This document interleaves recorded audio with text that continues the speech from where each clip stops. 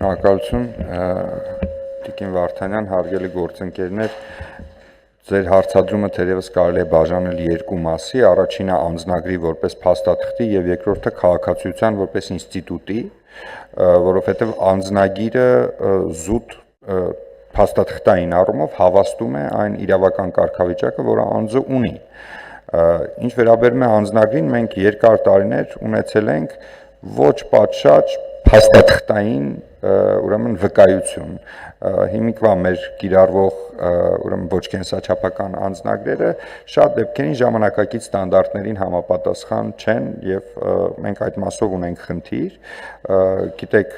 կա քաղաքացիական ավիացիայի միջազգային կազմակերպության կողմից ուրեմն հաստատված ստանդարտ 9303 ստանդարտը փաստաթղթի եւ ես ձեզ վստահեցնում եմ, որ պետություն մասնավոր գործընկերության ծրագրի իմպլեմենտացիայի արդյունքում մենք ունենալու ենք հենց այդ ստանդարտին համապատասխանող ամենաբարձր անվտանգային չափանիշներ ունեցող փաստաթղթեր։ Սա ինչ վերաբերում է փաստաթղթերին, բայց եթե ճիշտ եմ ընկալում ձեր հարցը, այն ավելի շատ բովանդակային վերաբերվում է քաղաքացիության ինստիտուտին։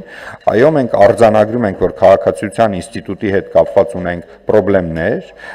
Հայաստանի Հանրապետության քաղաքացի դառնալը բավականին դյուրին է, չնայած մենք լսում ենք նաև հակառակ կարծիքներ լինի մեր գործարար համայնքից, օրինակ, թե այլ օրինակ բարձր տեխնոլոգիական ոլորտից, որոնք ցանկանում են ավելի շատ մարդկանց ներգրավել եւ այս մասով ուզում են քաղաքացիության ավելի դյուրին ընթացակարգեր, այսինքն այստեղ կան երկու կարծիքներ, բայց որ քաղաքացիության մասով մենք ունենք ինստիտուցիոնալ խնդրեմ, դա շատ հստակ է։ Ինչ ենք անում այս ուղղությամբ, ոչ միայն արձանագրում ենք, այլ ինչ ենք անում այս ուղղությամբ։ Այս բանը մշակվում է միգրացիա եւ քաղաքացիության ոլորտի ռազմավարությունը, որը նաեւ վիզաների ազատականացման եւ այդ վիզաների ազատականացման գործողությունների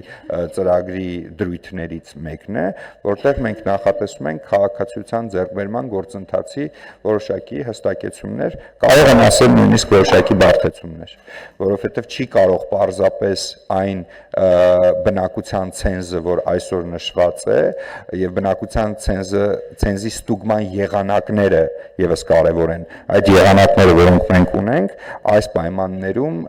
ուրեմն քաղաքացիության ինստիտուտի նկատմամբ հարգանք ձևավորվել, որովհետև այս դյուրությունը ինքը մեր մոտ առաջացնում է թեթև վերաբերմունք պետության համար հիմնարար ինստիտուտի նկատմամբ, որովհետև քաղաքացիության բերումով է, որ անձի մոտ առաջանում են իրավունքներն ու պարտականությունները եւ մեր սահմանադրական դատարանը ունի նաեւ մի որոշում այս մասով